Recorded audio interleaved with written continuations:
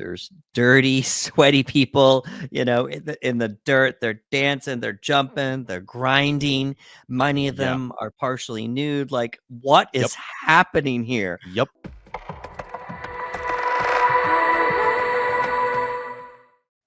Hello, friends. I'm Anderson Marchak, And I'm Ricardo Segura. and we are the Panel Bros. Welcome to the panel. Welcome to the panel. Yeah. Well, here we are. Yeah, baby.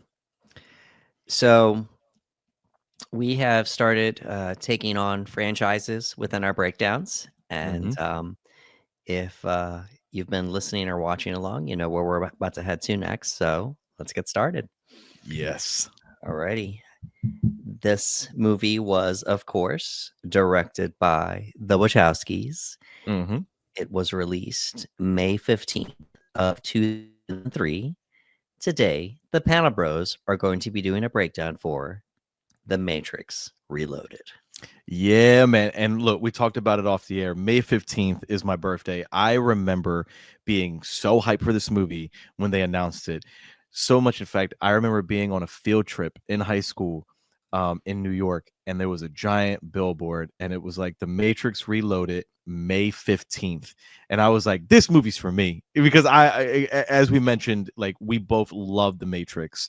And The Matrix 1, in my opinion, is what I would consider to be a perfect movie where everything it set out to do, it did.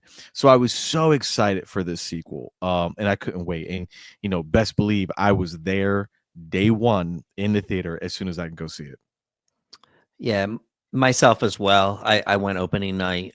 Couldn't wait to see it. It was just so much hype over the course of the 4 years since the first movie was released. But yeah, it was a must-watch event, because we had to go see it. So, and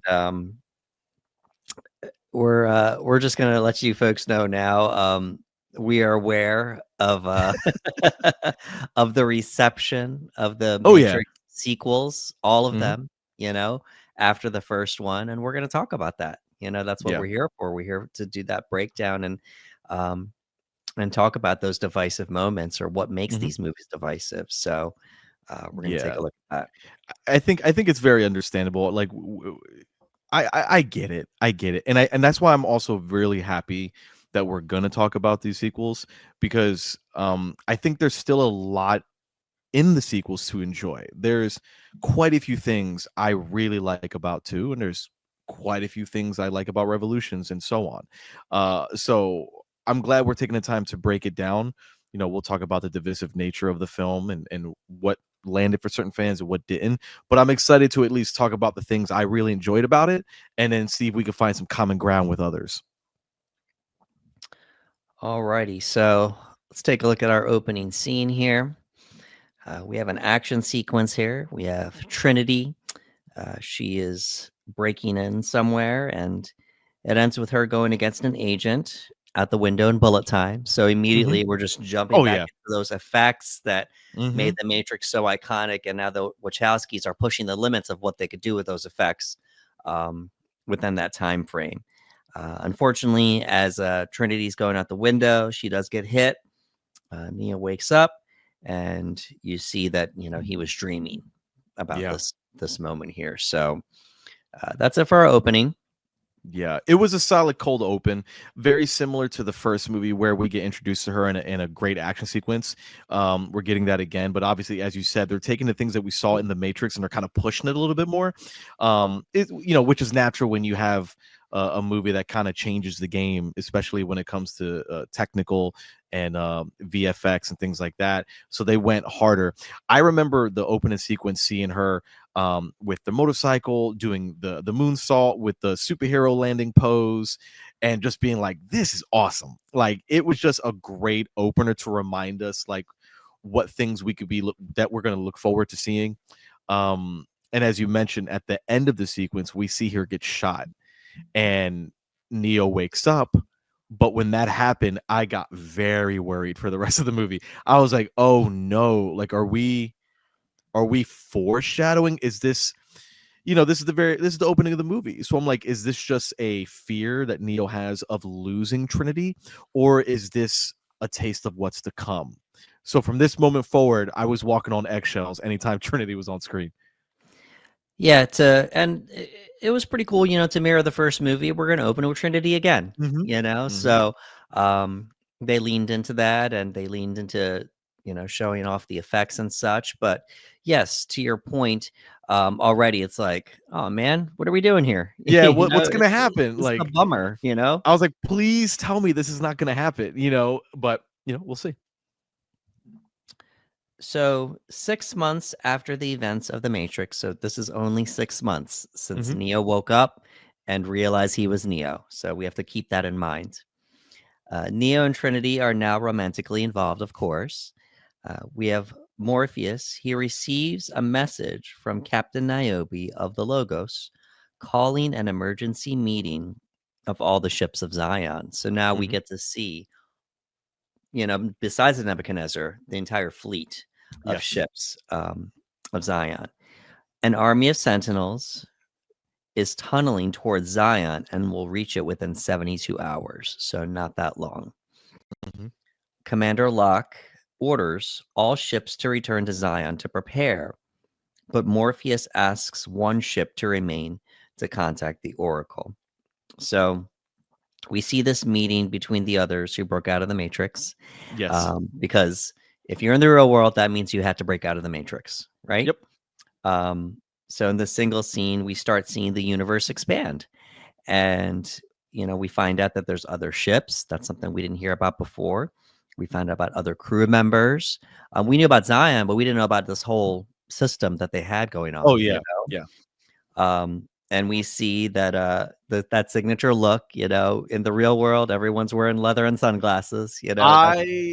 Oh, dude, this is when, like, obviously the aesthetic of the Matrix really started to explode, right? Because, in the first Matrix, they let the audience know it's like, hey, like, the clothing you would want to wear, the clothing you want that you feel best represents you is how you would see yourself in the Matrix. So in the first film, we get like this really cool leather look and sunglasses, and it's like, oh man, I would rock something like that. But in this movie, they really show you like, no, this is the aesthetic of all those people who have woken up from the Matrix. And every time they go in, they got this cool swagger. People have leather, amazing suits, sunglasses like you've never seen. Like everyone just radiates cool. And I remember that like it started to transcend the movie. I remember watching Friends started to get into that clothing, that look, that style. I remember going when I went to go see this in the movies. I remember people wearing leather jackets, the long leather coats, the sunglasses. So it was really cool that the movie, makes it a point to show like, yeah, this is kind of the aesthetic. This is the feel. So correct me if I'm wrong. The X-Men movies came out in 2000. Yes. So there wasn't that long between the filming and when it was released, and The Matrix was released in 1999. Yes. So apparently, the original X-Men trilogy was supposed to be, well, the original X-Men movie, period, was supposed to be the traditional yellow and blue. Mm-hmm. But something happened at Fox where they saw the popularity of the Matrix, Yes, so I they made remember it this. be all black.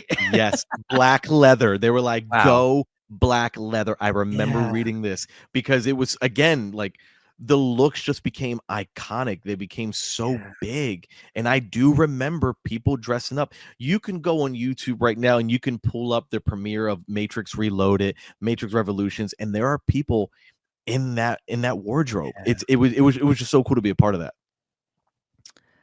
So Agent Smith does crash this meeting. He informs Neo that he was set free. He sends a little package with the earpiece in it to just let Neo know. We do get a fight sequence with other agents. No challenge for Neo, of course, because he's Neo. Yes. He flies away. Yes. Then we, I love it. Yeah, Superman style. We hear, Superman, dude, like, yeah, we hear Link. He's doing a oh Superman my thing. god, when the agents show up, and I did want to touch on this. The movie, obviously, we start with a nice fight scene right here, Right. and I feel like the movie, again, everything in this movie tries to go up. We talked about how in the opening of the movie they were like, hey, we're gonna push the effects, more bullet time, bigger explosions, go crazy. We get another fight sequence, and this fight sequence is him against 3 agents. And again, we're already getting somewhat of a, I don't want to say more grand scale because they're in a very tight space, but the choreography is deeper. And then you have more wire work just in this one sequence. This is the first fight of the movie. And again, they're kind of just like, hey, we're going bigger. We're going bigger. And I do love the fact that the agents roll up and one of them is able to block a punch from Neo, and he's kind of just like, oh, upgrades. And then he really kicks it into gear. It's so great. And then he walks outside, he does the pose, and he flies. And I remember in the theater going like, ooh, that's so good. Yeah, and we hadn't gotten a Superman movie in a while. We wouldn't get Superman Nope. Returns until 2006. Yep. So to see this was like, all right, cool. We get to I see was somebody hyped. flying again. Yeah. I was hyped. So he flies away, and then momentarily we see Agent Smith able to do a copy of himself Yeah. towards somebody else, and we'll get into that in a little bit here. Shifting forward, we see the Nebuchadnezzar arrive in Zion, and the world continues to expand. It's just very heavy in the sci-fi. We see this like, Oh yeah. I don't even know what to call it. This like Mecca, this Yeah, yeah. big city, something straight out of Star Wars. I want to say, we Mhm. see people, they're dressed in in their garb there. That's I don't even know what to call it. Just very earthy, very tribal Yes. It's inspired. like Yeah, it's like potato sackcloth. It's just yeah. like whatever that they can get their hands on to put on. Um, there's somebody really cool we're introduced to here. We're introduced to the kid. And I'm Yes. a really big fan of the kid. And the reason I want to bring him up is because when we were doing the breakdown of the Matrix, you brought up the Animatrix. Mhm. And the Animatrix was really fun. And for many people who didn't know, this kid was introduced through the Animatrix. And it's why when he sees Neo, he's like, oh my God, hey Neo, hey Trinity. He's like, hey, what's going on, Morpheus? Hey, like, can I carry your bags? Like there's this like fan attraction that he has for Neo. And what makes the kid so special is that in his story, kid story in the Animatrix, he woke himself up, which is not something anybody can just do. And it was so cool that we get introduced to this character here in live action after being introduced to him in Animatrix, where again, in that short film, he starts to question the world around him. Neo gets a hold of him, and he takes a leap, a complete leap of faith. What many would consider to be someone jumping from the balcony would be to end their life.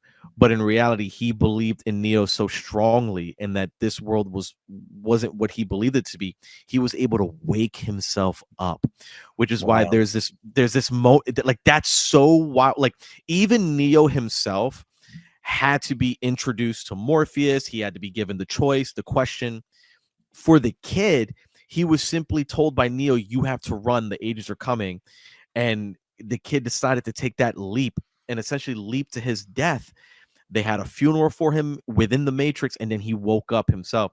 So there's this really good scene where he's meeting Neo right now, and he even mentions like, you saved me. He goes, oh, I didn't save you, you saved yourself. And to a lot of people who never saw the Animatrix, they have no idea what they're referring to.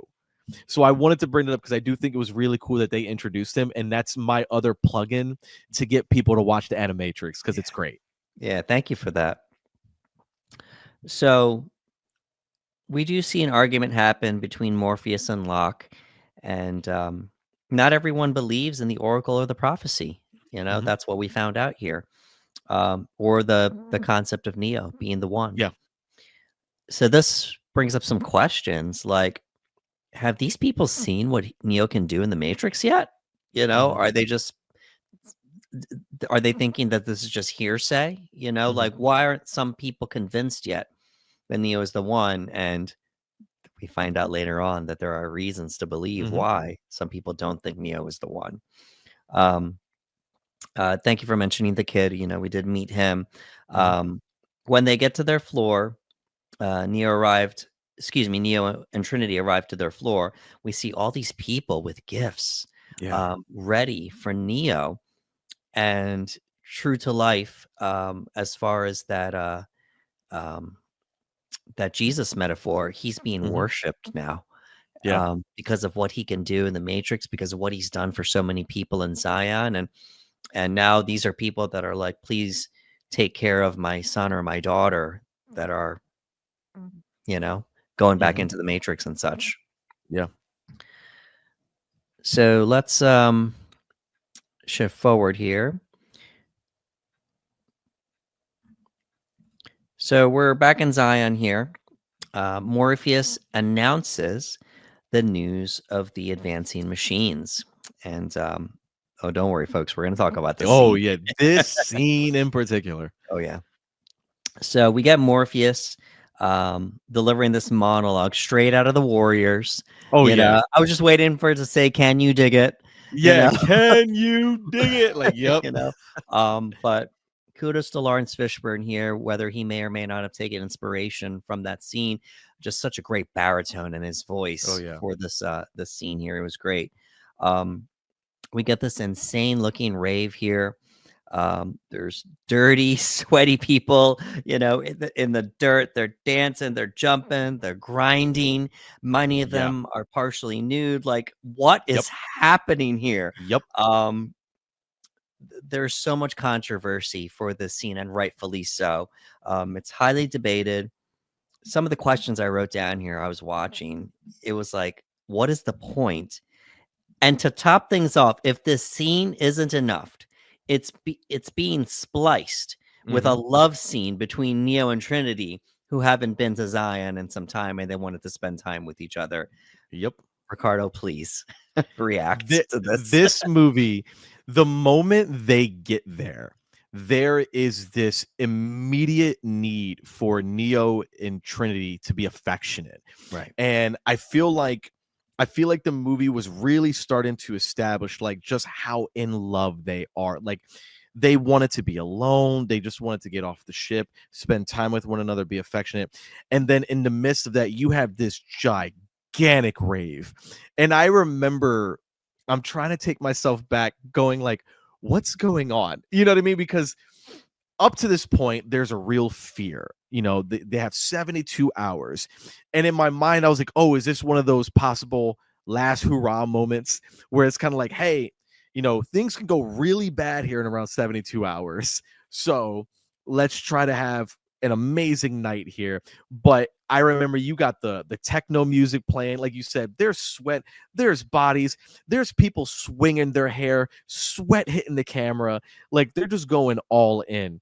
And it was like you said, they splice it together with Neo and Trinity, which is meant to be like this what essentially is a beautiful love scene. It's just those two making love to one another, and then you have this chaotic energy scene in Yeah. Rave going on, and it was just like I just felt like the Wachowskis were just kind of like, all right, listen, like we said, everything's gonna be bigger, everything's gonna be up, and we're gonna do the same thing here. So even in Celebration, there was just so much happening in this scene. Yeah, and I mean, maybe it was a way for us to see as many people in the same room as possible to kind of give us Mhm. a small glimpse into how many people have truly broken out of the Matrix. You know, Mhm. how many residents are in Zion? We never get an exact number here, but it's Oh yeah. in the thousands. Some believe tens of thousands, some believe hundreds of thousands of people within the city of Zion. But um, I remember just watching this scene, just like, what is happening here? Like, what are we doing here, people? You know, It- it was a sign of the times because in the early 2000s, a lot of techno was really big, you oh yeah. know? So, Yeah. Yeah, this music was getting bigger, especially because of the Matrix films, and I feel like what the Wachowskis do really well is they dip into a culture like whether it's music, whether it's aesthetic, whether it's clothing, whether it's you know the idea of simulation, and I feel like they were jumping really big into that rave, that idea of going to the clubs, those raves where everyone's just in the moment, having a good time, water spray everywhere, and it just felt like they loved that aspect and they kind of put that into the movie. yeah, and oh man, like so many people have so many things to say about this scene because it was almost like, did we even need this scene? Like, why did you guys do this? Did you do this just so we would talk about it? Because it feels like that all these years later that like Mhm. this is like one of those scenes. Um, in the Matrix Reloaded that Oh makes yeah. this movie so divisive. Like all these years later, we're still talking about it, and it's like, to me, this and another scene in particular are like the scenes where it's like you can't talk about the Matrix Reloaded without talking about the rave scene. Mhm. Like, and like you said, the people they're on top of each other, and it's It just was like chaos, bro. it It is like was. I wonder what it was like that day when whoever was directing these extras, let's call them what they are, extras. Mhm. Like, what was the direction that day? Because it Bro, wasn't just let's dance. It was I've I've been on sets where we have to dance. And one of the most awkward things about that, a lot of the time, is there's no music playing. A lot of the time, they start you off with music to get a rhythm, and then they turn it off because obviously they don't know what songs they're going to use for the movie. And then they're just kind of like, instead of dealing with that in post, like, we're just not going to play it. So you get a few seconds or something. So I can only imagine what this must have been like and how it must have felt to kind of like, okay, here's the feel. Here's what we want. This is the type of music that's going to be playing, but we don't want you just dancing. You extras are going to get very comfortable with one another. Like, we want you to just completely indulge in each other's physicality and just go for it. You know what I mean? Because again, it's essentially like everyone was just connected, like everyone was one. It didn't feel like anyone was um not in favor of being touched by anybody. Like, everyone was legitimately one, the same way that Neo and Trinity were one at this moment. It was like hundreds, maybe even thousands of people were all one, just raving and having a yeah, maybe it was their crazy way. time. Yeah, maybe it was their way of showing, all right, we're in unity here. Mhm. Morpheus, we're behind you, and tonight might be one of our last nights on the planet. So let's Mhm. just party because that might Yeah, be it. You know, maybe. and it was certainly a choice. With some of the Mhm. extras, like they must have been dumping water on these people Oh, constantly dude. just to mimic that sweat. You see hair just Yeah. flinging. You see you see not one but numerous people when they jump up, it's like a swiggle. Oh, yeah, yeah, Like yeah, yeah, like that's yeah. a choice too. You're not The just jumping Wachowski straight up. the You know, Wachowskis were playing with that R rating. They were like, we're gonna show some stuff in this sequence. And I was like, okay, okay, right, I see right, you. I right. see you. And to your point, like not just one, but many partially Mhm. nude people, Oh men and yeah. women alike, Yeah. um, so that's it as far as the rave sequence. We can continue talking about this because we know that this is just such a big talking point um of this movie. And to this day, I rewatched it and I'm just like sitting there just like, It's so funny because oh man, what a sequence, you know? it's so great. It's so great because it's legitimately one of those scenes that if you took out of the movie, there's no negative impact. It doesn't add or take anything away from the movie. It feels like just a reason to have the scene. It was like, we're just gonna have, like, they're writing the script and they're like, okay, we have this moment with Trinity and Neo, and we want them to have a tender moment with one another. Because during this moment, Neo is going to have a vision, a reflection, and it's gonna bother him, and it's gonna be a really important moment that we're gonna have shared between Neo and Trinity. But at the same time, let's have the craziest rave you can think of. And it's so funny to have those two coincide. You know what I mean? And like you, I would love to know what was the idea behind it. Was it the chaos of the rave versus the tender moment of Neo and Trinity? Was it to show the unison of the entire community after this big hoorah speech by Morpheus? Like, I would love to know like what it was, and hopefully it just wasn't like, we just want to put a rave in there. Like, no, it's got to be a little something to it, and I want to know what it is. Absolutely, and knowing the Wachowskis, there's definitely, like, Oh a yeah. meaning. There Mhm. has to be a meaning. Maybe we touched on it and maybe not, Mhm. So, alrighty. So, within the Matrix, the lone ship's crew, this is the one that stayed back so they could get in contact with the Oracle. They're encountered by the former Agent Smith, who copies himself over the body of crew member Bane and uses the phone line to leave the Matrix. Yep. So, not only can he copy himself with other people, but also people that can still jack out of the Matrix. And so essentially, Smith has the ability to leave the Matrix now. Yep. This is no small task. So now we're No. talking about a program Mhm. within the Matrix that has only known the Matrix its entire, for lack of a better word, life. But Mhm. now, because of things that will be explained later, he can copy himself into a person, and if that person has the ability to leave the matrix, guess what? He's leaving the matrix too, but in the body of that person. It's a very interesting concept because all the people are within the matrix is essentially a digital copy, right? They're a code. That's why when Link is looking at the screen, they don't see a visualization, a visual. Oh, excuse me, a visual representation of Neo, of Trinity. It's code. It's all numbers. So the idea that there are all these digital codes in the system, and now Agent Smith can make copies of himself onto that code and travel to the real world is very interesting, because at this point I was like, how is he able to do this? And again, as you mentioned, they will explain it, but I remember being like, okay, first of all, how is Agent Smith here? I'm cool with it because Agent Smith is awesome, Hugo Weaving is amazing, and I was just like, oh, I wonder. So like we're playing with the idea. I'm like, oh, well, maybe because in the first movie Neo went inside, maybe there was a copy. We don't have the details yet. So now that he's making multiple copies of himself and now he can enter the real world, like that just changes the game.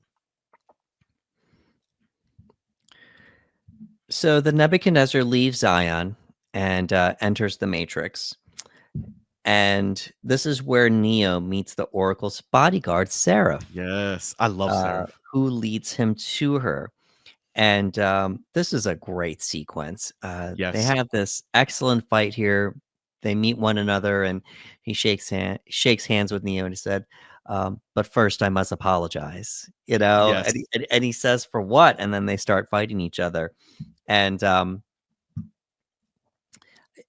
Neo asked him, "Why'd you do that?" He's like, "I need to be sure that you were actually the one." He said, "You could have just asked." Yep. And Seraph replies, "You do not truly know someone until you fight them." It was so cool. It was so cool, man. Seraph just looks awesome. Again, he's got a great look, and I just love that. I love that line so much when he says, "You don't truly know someone until you fight them," and I thought that was just so that was so rad. Yeah, and then we have this moment where Link is on the ship, and he says, "Where did they go?" So we Oh find yeah. out these are back doors. Mm-hmm. It's programmer access, so the people outside the matrix, they can't see you when you're in Nope. here. So you're in like a part of the matrix, the Yeah. program in itself, where no one can see you. It's like hidden and such. So we're just Mm-hmm. leaning into that digital world, so to speak here. Alrighty. Moving on here. This is one of Ricardo's favorite characters here. We have the Oracle. I love the Oracle. Yeah. Because I love what she represents. I love the idea. Like even when we're talking about the Matrix or we're talking about life, you have people who believe in fate, destiny, say what you will. And I've always loved Neo's response is like, no, I like to believe that I'm in control of my own destiny. So I always love when Oracle comes in and she always reminds us, like, no, like the choice is made, but it's about knowing why you made that. And that's so intriguing to me. So anytime she's on screen, I'm so excited. Even though, as many will soon come to find out if they haven't seen the movie, it is played by a different actor. And I remember being like, oh, but there's still this like great magic feeling to her performance. So the Oracle's one of my favorite characters. So I'm always excited to see her. Yeah. Well, it's still the same actor now, but by the third one, that's when it changes into the next. Hold Yeah. on. It's the same from the first movie? Yeah. She doesn't change until the third one. Yeah. Hold on. Yeah. I'm I'll going let you look crazy here. that up here. Yeah. Hold on. Let Um, me see. in real life, the actress passes away, but they filmed most of her scenes during the filming of The Matrix Reloaded. So by Revolutions, that's where they got the other actress to come into place here. Oh my God. Yeah. So What are you right. I yeah, mixed it up. yeah, it's I mixed okay. it up. Why did I do that? What Well, was I thinking of? fair point. They did film both of these movies back They to back. filmed them back to back. Okay, So so she hasn't changed yet. I not yet. apologize, but yep, It's you're absolutely okay. right. Because you know what it was? I'm thinking. I don't know why my brain was thinking of the one from Revolutions. Like my brain, as I'm talking about her, I'm seeing her in my head. It's okay. And you know why? Is because I watched the trailer for Revolutions before we sat down. So that's why I was seeing. I was, oh yeah, it's a different actor. But yes, anyway, I love the Oracle. One of my favorite characters. I explained why. So anytime she gets a moment to have like a sit down with Neo, We're not seeing fights, just these two sitting down together on a bench. Give me that all day, dude. I love this. Yeah, it's nice. The Oracle reveals that she is part of the Matrix, as is Seraph. They're both Yeah. programs. And she instructs Neo to reach its source with the help of the Keymaker, another character we're going to meet in a little bit here. The takeaway from the conversation here is that she talks about ghosts, angels, vampires, Yes. werewolves, or aliens. Have you ever heard of those? It is the system assimilating a program, doing something they're doing when they aren't supposed to do. Yes. It's really cool, for that explanation there. So Yeah, I once really again, love that. the Wachowskis took something from, fiction, from Mhm. mythological characters, and they said, "All right, well, some people have even claimed to see these things, or, Mhm. why do we have stories about these things? Well, guess what? Boom, we're gonna make it be a part of the Matrix." It reminded me of what they did with Deja Vu in the first movie, Yeah, where they took Deja Vu, which is something that people experience. I've experienced it. Many of us have experienced it, and they utilized it in their movie. So when she brought up, I can't tell you how excited I got when she was like, ghosts, angels, werewolves, vamp. I was like, oh, what? And she's like, yeah, those are issues within the system. I was like, oh, that's amazing. That's a great way of explaining why people believe in certain things so dearly, that they have witnessed, they have seen something, they have felt something. And it's like, yeah, because they actually have. And I was like, oh, that's so great. right. Wachowskis get massive points for that. And we actually get to see some characters Yes, we do do. what she's talking about here, Yep. so that's pretty cool. This is just such a nice tender moment. It's the only time we see the Oracle in The Mhm. Matrix Reloaded. Um, and then it's her and Neo having that back and forth again, like, "You can sit down." He's like, "I'll stand." And then he takes a beat and he sits down. He's like, "I sat because I wanted to," Yes, you it's know? so good. It's so good. Again, there's great humor in these movies, and I love that scene because again, we're getting that conversation. It's like, would you have done it had I not said anything? The choice has already been made. You're really here to figure out why you made those choices, et cetera, et cetera. I love that conversation. Yeah, and, she does it again, she offers him the candy, Mhm. and, and he's thinking, like, "Does she know I'm gonna take it? Does she not know, like, what's gonna happen here?" It's Um, almost as if she plays it up, and I love it, as if she enjoys it because she likes Neo. Like there's something about him. He's different. He's special, and she says it. And I love that there's always a smile on her face. She's like, "Would you like some candy?" Like like, ah, come on, you already know you're gonna take it. Like just figure out why you took it. Like I love the banter that she has with him. yeah, and once again, just inspired by what I believe, just the Mhm. grandmother, trope here, Yep. offering some candy, and then she has one herself. I just love candy, don't you? I just love candy. Yep, it's so good. Yes. Um, the scene closes out with her saying, "For what it's worth, you've made a believer out of me." So that Mhm. was really nice. Um, let's move on to our next Oh, part this here. scene. Oh Oh yeah. man. So after the Oh tender man. tender moment, we get some chaos. Absolutely. Let me just say something about this scene really quick. I remember going to school that following Monday because I believe it came out on a Friday, if not a Thursday night. But I remember the next time I was at school and a friend of mine was talking about The Matrix. I was like, "Oh, did you like it? Did you like it?" Because at the time I loved it. And she was like, "Rick, there was a fighting scene in that movie that was like 22 minutes long. Like, what are we doing here?" And I was like, "You didn't like it?" Like, to me, it was so awesome to see. But again, some people were kind of just like didn't land for them, and that's exactly what's going to happen now. We're about to see this chaotic fight scene. Oh yeah. So as the Oracle departs, Smith appears, telling Neo that after being defeated by him, he became a rogue program.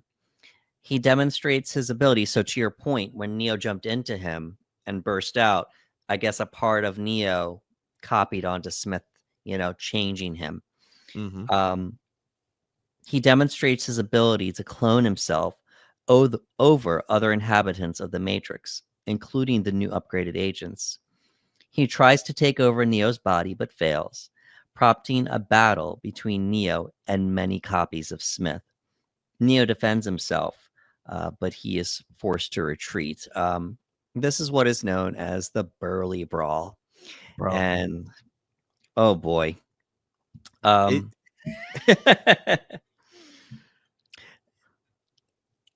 Alrighty, we're gonna get to it in a second here. mhm. I put down that he has a great monologue. Hugo Weaving, just great monologues throughout this entire trilogy. But another one here before the fight starts. As you well know, appearances can be deceiving, which brings me back to the reason why we're here. We're not here because we're free. We're here because we're not free. There is no escaping reason, no denying purpose, because as we both know, without purpose, we would not exist. It is purpose that created us, purpose that connects us, purpose that pulls us, that guides us, that drives us. It is purpose that defines us, purpose that binds us. We are here because of you, Mr. Anderson. We're here to take from you what you tried to take from us. Purpose. Yeah. Alrighty. So I'm gonna let you react to this moment and then the Burly Listen, Brawl, Ricardo. Yeah. listen. This sequence right here, when Agent Smith is starting to open up about what had happened. Again, up to this point, I was kind of like unsure what had happened. Again, we're trying to make estimated guesses. And when he says, he goes, I don't know exactly what happened. I just know that when you did something to me, maybe there was a part of you that was copied, because Neo is an anomaly within itself, and it just allowed him to have this range to be quote unquote free, not entirely free, but be free of certain rules and barriers, especially that the agents have. And he's having this back and forth agent conversation, I should say, and he's telling Neo, like, we're not free, like we're really not, like we feel free, but we're not. And again, it's this whole idea of the Matrix itself, that we are slaves to the Matrix. And even though they have these amazing abilities, Agent Smith has these amazing abilities, Neo, as the one, has incredible abilities. And even with all that, they are still not free. And it's this mirror image. They both almost want the same thing. You know, Neo wants all humans to be free of the Matrix, and Agent Smith just wants out. He is done with it. He's been wanting out for a long time, and he's so close. He's absolutely so close.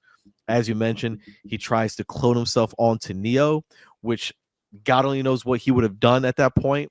And Neo's able to fight it off, and we have this absolutely insane brawl that feels like it goes on for an eternity. But the first time I watched it, man, my eyes were glued to that screen. The score is kicking, just amazing choreography. Tons of agents just coming into this thing, just nonstop, more. And it did get to a point where I was like, all right, Neo, you're gonna have to get out of here, dude. Like, it's just not ending. At some point, you have to go. And after fighting for a very long time, he's like, all right, I gotta go. But the whole fight sequence in itself was just, it was just a blast to watch, man. Well, we know the agents, they have the augmented powers to begin with. Mm-hmm. Smith being the one that probably has the most augmented powers, especially now since a part of Neo copied onto him. Mm-hmm. And to stand a chance against Neo, wouldn't you use the copying aspect to try to gain the upper hand? Because taking on a few agents, we've already seen him just, Yep. it's no challenge to him. So we're Nope. just going to keep copying over and over and over again, and then once again, there's no confirmed number of how many, but I'm just going to throw a number on.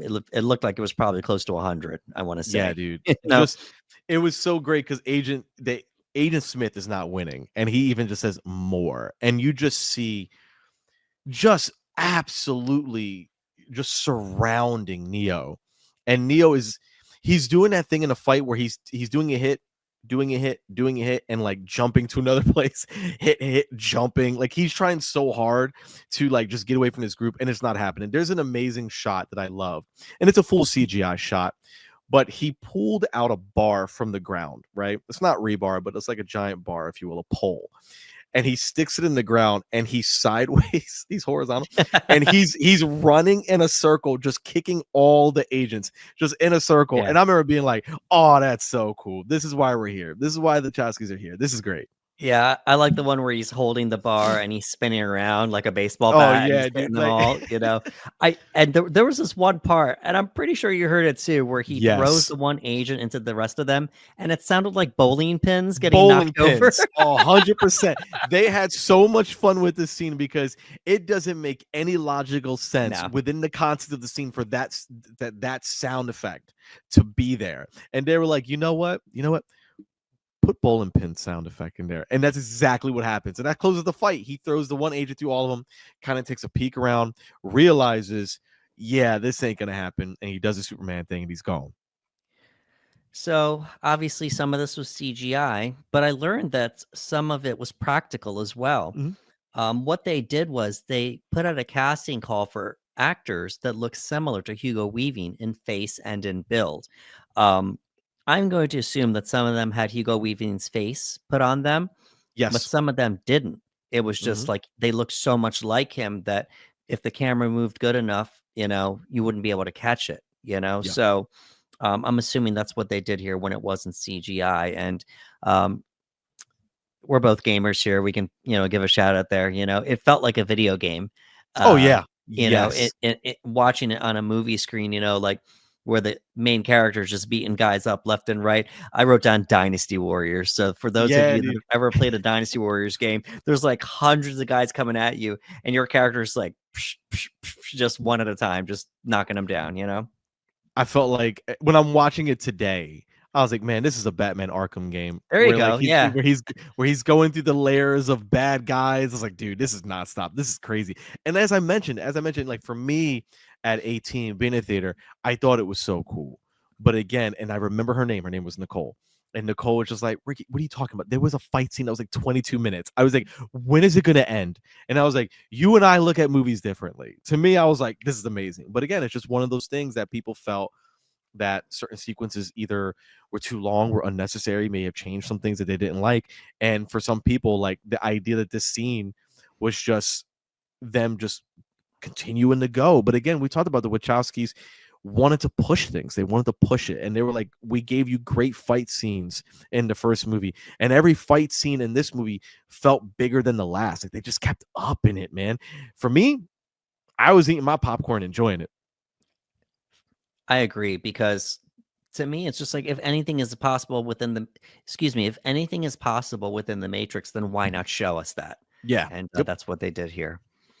So moving forward here, we have a meeting between some folks. We have Neo, Morpheus, and Trinity. They go to visit the Merovingian, and he is imprisoning the Keymaker. The Merovingian, a rogue program with his own agenda, refuses to let the Keymaker go. And this whole interaction is suspect here. Yes. It's interesting and suspect at the same time. We have this man with a very strong, almost comedic French accent. We have these twins with the locks on the end there. We have all these other rogue programs around. And to top things off, we have the beautiful Monica Bellucci as Persephone, looking Oh boy. stunning, but also observing as well. Like there's just a lot going on here when we meet this Mhm. group of people here, and to show how much power the Merovingian has, he just has this discussion with them um, about how much he can control other people, Yep. and I don't know how much we can talk about it here, but Man, there's this like dessert sequence. Like what? Once again, it's like, what are we doing here? it was again, this was a moment in the theater, and I think like we had talked about earlier, it's just like, what is going on? Like, it was so entertaining because as you mentioned, they're talking about cause and effect. What is it to have real power, real control? You know, people don't the idea of choice is an illusion. Like he talks about choice isn't even real. You believe you make a choice because of what we provide to you. Like we make you believe that you're making a choice, but you aren't. We're always in control. I think he says something along the idea of the the belief in choice comes from people who have no power. It's something I'm paraphrasing. I know I didn't get it right, but it's along those lines. And he's showcasing his power. And like you said, they do They have a scene with dessert and a woman at a table having dessert and the effects that that dessert has on her, and like they're exploring that, and you're kind of just like, wow, we just went there. You know what I mean? They have a really great way of going about it. They use the code to kind of give you a visual representation of what's happening, but he's talking through it and he's kind of explaining what's happening, and he's like, and it's just like that, cause and effect. And I was like, oh my god. Right. And we talked about this during our breakdown for The Matrix. We had questions as to why it was rated R, Hmm. because we didn't feel like, well, Yeah. what in it made it rated R? And to this day, there's still some mystery surrounding that. We came up with the Hmm. idea that possibly the gun violence, maybe the blood, maybe Hmm. the concepts, maybe the disturbing imagery. There was a number of Yeah. reasons, but Reloaded takes all those questions away as to Oh why yeah. it's rated R. There's obviously we see nudity during the rave scene. We see a Hmm. lot more violence. We see a lot more um graphic deaths and Hmm. such, and then maybe the sequence as well. Yeah. It's very sexual in nature, Yep. and when with to your point, when they switch to the code, that small choice could be the difference between rated R and NC-17. Oh And yeah. Yeah. and for those of you that don't know this, NC-17, that's like the kiss of death Hmm. in movies. So you don't want to get that. You want to get rated R or lower, because if Yeah. you anything above, no studio is going to want to take you, So the Wachowskis did what they had to do so they can get away with that rated R rating in this Hmm. particular scene.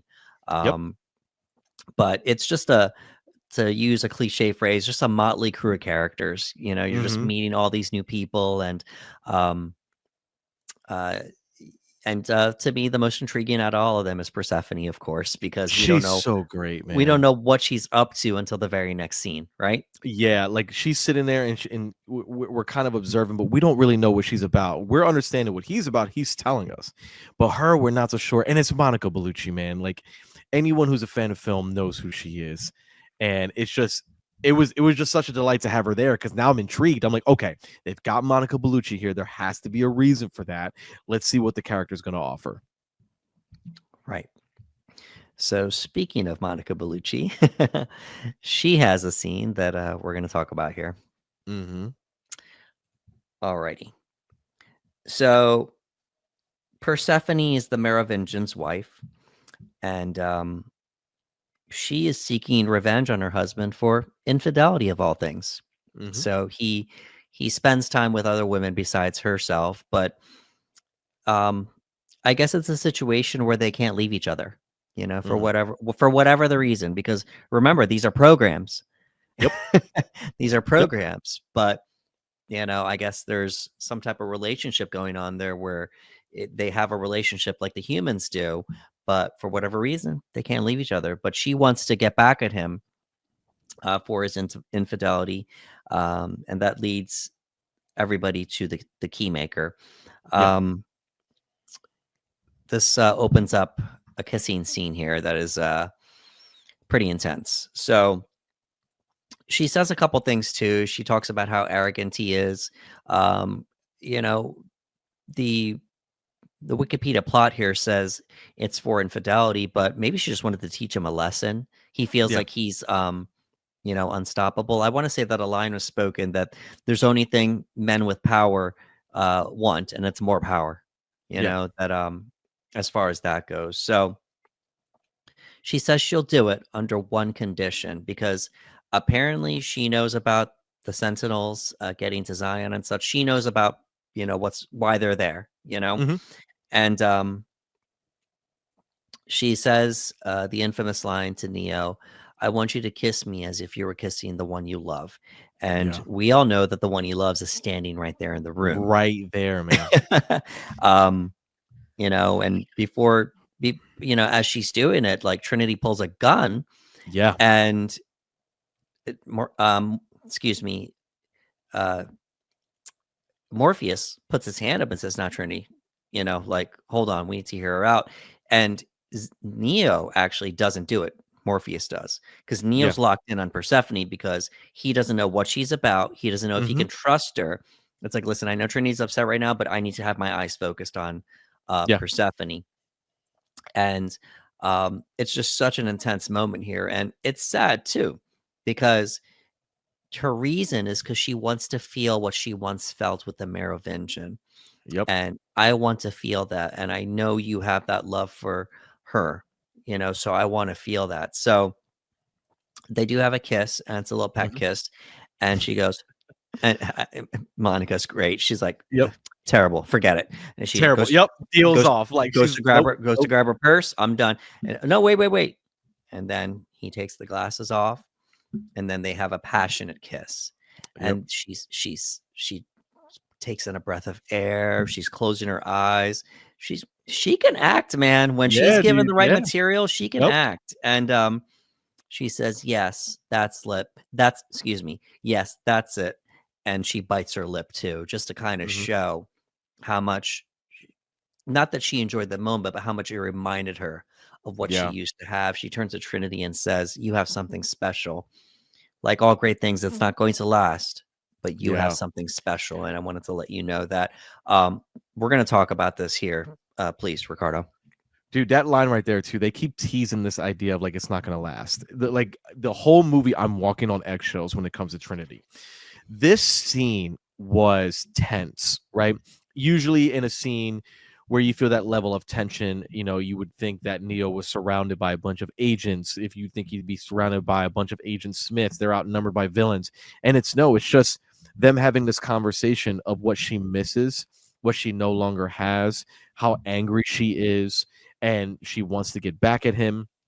She's willing to help them, but she wants something in return. And as you mentioned, like it's a bit humorous because she does ask for a kiss and Trinity pulls out a gun. Like Yeah, Trinity's just like, nah, that's not gonna happen, and pulls out her 9mm. And Morpheus is like, Trinity, please. And Carrie Ann Moss does some really good acting here too, because she's wearing sunglasses. So you don't really get to engage in her eyes too much, but you can see her jaw and you can see her throat. So you can see her take that hard swallow, like she has to swallow her pride and let this happen. And you have this moment where, like you said, Neo can't take his eye off her. He doesn't know what she's about. He doesn't know if they can trust her. And he even asks, how do I know you're going to follow through with what you say? And she says it. She goes, if I don't, she can shoot me right here. right. She can kill me right here. Like she puts it on tables like, yep, she can kill me right here. If I don't give you what you want, she can take me out. And I do like that Neo tried to go about it and just kind of do like the peck, like he tried not to go through with it. And I love her reaction. I love the immediate like, nope, terrible. Nope, we're done. And he's like, okay, wait, sorry. When he took his glasses off, I was like, uh-oh. I was like, he's gonna do it. He's gonna do it. And he does. He gives her this really passionate kiss. And you can see her kind of get lost in it. And as you mentioned, it is sad because, and we're gonna explore this, especially in the third film, but these are programs. And these programs still have this attachment to what we call emotions, like they're just words and feelings. And it would feel almost odd to believe that they have this, but there's these connections that these programs have. And because of that connection, she can't just go, so she's angry. But the idea that you have a program that longs for such a human emotion is very interesting. The idea that she wants to feel what it feels to, quote unquote, have a human experience. And the idea that she gets to do it with Neo and then look at Trinity and explain to her like how lucky she really is. And again, the tension is broken, but it's sad. It's sad in a way when you think about that, this program longer for such a human thing that she no longer has anymore, and she's willing to do this. But it was a really really good scene. It's one of my favorite scenes of the movie, and it's just them having a conversation in the bathroom that leads to a kiss in order for them to follow her to go get the keymaker. um but it was really really really good stuff. Yeah, and a part of the process, maybe Trinity had to be in the room Hmm. because it was painful for Trinity to watch this. Clearly, if you're in love with somebody and you have to watch them kiss somebody else, that's going to be painful. Yep. So, um, earlier, the Oracle mentioned vampires, Yeah. and, maybe in a way, Persephone is an emotional vampire. She Hmm. craves, that energy. and maybe she was feeding off of not only the energy of Neo, but the energy Mhm. of Trinity and the Yeah. emotions she was going through. It's not confirmed or not. I'm just throwing that out there. So It's she's a feeding off. Yeah, she's feeding off of it, and she had to be able to look her in the eye after it happened too. You Yeah, know. yeah. You bring up a good point because essentially they both had to give up something. Like Neo had to give he had to give her this feeling. He had to give her this feeling that is associated only with Trinity. He had to give that to her. And Carrie had to give that as well. Trinity had to give that. She had to stand there and let this happen. That's a piece of her. You know what I mean? Again, Carrie does a really good job performance-wise of just showing that restraint that she's physically having to hold herself back and allow this to happen. So that's a good point. Yeah, and I mentioned to you off the air here where Morpheus told her to stand back. Mhm. When the stake of the world is at hand, sorry, your feelings do not matter. Yeah, put them You to the know, side. you got it. This is gonna suck for you, but this is the stake of the world. Yep. So, alrighty. So we're gonna move forward here. Alrighty, one moment here. Alrighty. So this leads to the Merovingian being upset at Persephone, of course. He yells at her like, "How could you betray me so?" And just really over the top acting sequence here. Yeah. Um, and she says some quippy line to him about, Oh yeah. yeah, yeah, let's see how you deal with that now, and she leaves. Mhm. Um, this leads to another action sequence here. We get a fight in the building. And we see the twins in action, with their powers eventually. But we're Yeah. gonna get to the twins eventually. They're the ones that end up chasing Trinity, Morpheus, and the Keymaker, who they did find. Yep. So this is a play off of The Matrix, the first movie, where Neo is told, when the time comes, you won't even have to dodge the bullets, and Yep. he gets to show off to these programs here that have never met him before. They unload their clips into him, and he doesn't have to dodge them anymore. All he has to do is put his hand up, Yep. and it stops the bullets. It's a great sequence. They drop to the ground, and then they have this great fight sequence with the weapons off the wall. There's a Oh, lot of dude. wire work, back and forth, trading off. So, yeah, They went ham in a scene. Again, every fight team seems to get bigger and bigger than the last. He's going against probably 5 to 6 programs at once, and they're utilizing every weapon in this room. It's a beautiful location, interior of like this gigantic mansion feeling spot. And you can tell that again, they were pushing it. They were like, let's get more wire work in there. Let's get more weapons. Let's get weapons from other cultures and everything else. Like they continue to go bigger in these action sequences, and they're just a lot of fun to watch. yeah. For me, just another great scene in the movie. Highlighted by the I don't want to say the wrong word here, but the smaller gentleman. Hmm. His martial arts seem really well, and Hmm. I want to say I've seen him in a lot of other movies too. I'm I pretty would sure. not be surprised. I would not be Yeah. surprised. Alrighty. So we get this chase scene here. Yes. So this is really intense here. Yes. Morpheus, Trinity, and the Keymaker flee while Neo holds off the Merovingian's henchmen. That fight that we were talking about. Hmm. So Morpheus and Trinity try to escape with the Keymaker, pursued by several agents and the Merovingian's chief henchmen, the twins.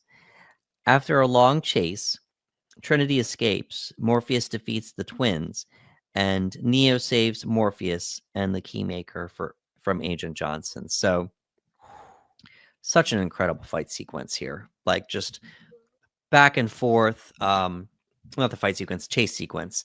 Yeah. Everything's happening within the cars. We get to see what the twins can do. So essentially, they're ghosts. Yeah, dude. Like it's their ability to go through walls, and I like that as cool as their abilities are as these ghost-like characters where they can go through walls, go through doors. There's there's restrictions because they use it to get into the car, right? But if one of them were to receive a death blow, they go transparent again as a ghost, but now they go out of the car. So like they have to be very smart about when they want to use those abilities, and they're cool. They're just cool to watch. This entire sequence is absolutely insane, man.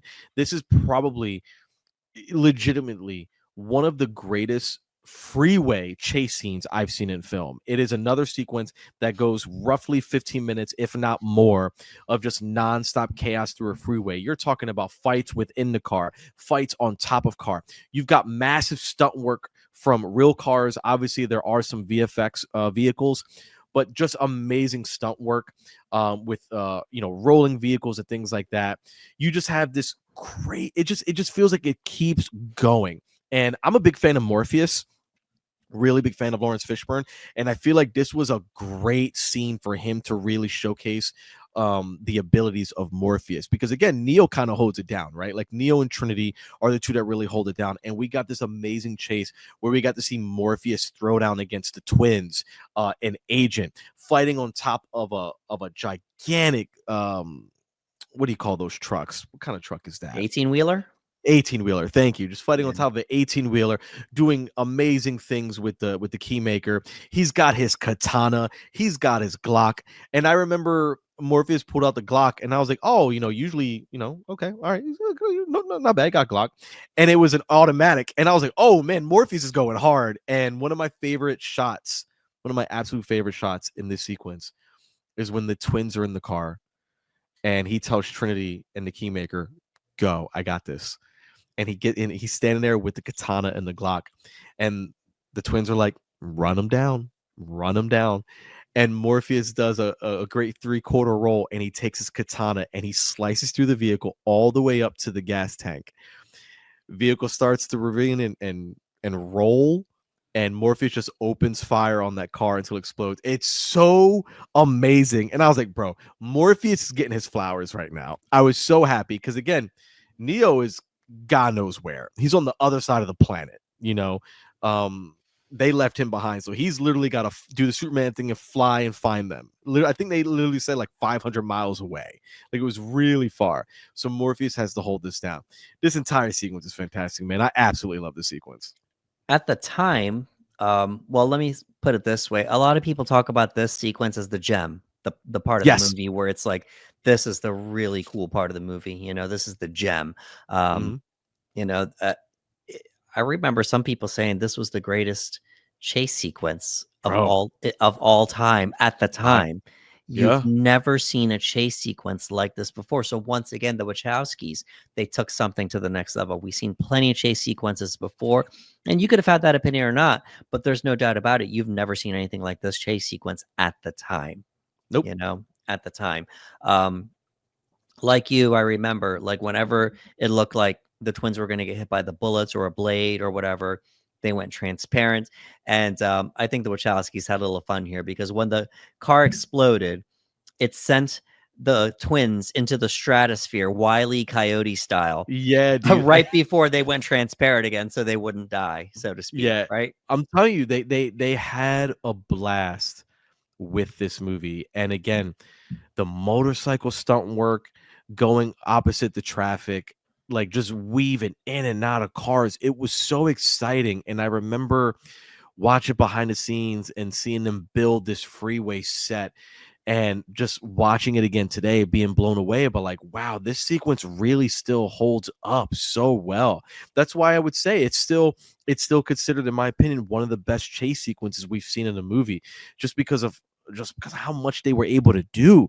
And they gave you a lot of time to breathe it in, to really soak in everything that was happening. It wasn't, like you said, a lot of people, I understand why they call it the gem of the movie, because again, it's around 15 minutes long, man, of just nonstop energy and adrenaline and action. Easily one of my favorite things in the movie. We don't get to see her too much. We don't see her until like Revolutions, but Niobe, Mhm. played by Jada Pinkett Smith, Yep. she doesn't have much to do in the movie, but they do explain that she was with Morpheus before, but now she's with Locke. Mhm. But she volunteers. There were two ships they were talking about who would volunteer to go back in, and she volunteers. Yeah. And Locke is just like, "What's going on here?" So maybe there's something still between Morpheus and Locke, and excuse me, and Niobe. We don't know, but he falls off of the 18-wheeler, and she's there to catch him with the car. So that was really cool. She got a little something to do. If you want to know something fun, I don't know how many people remember this, but the first Matrix video game that came out on Xbox, you play as Niobe and her partner Ghost. You play as those characters.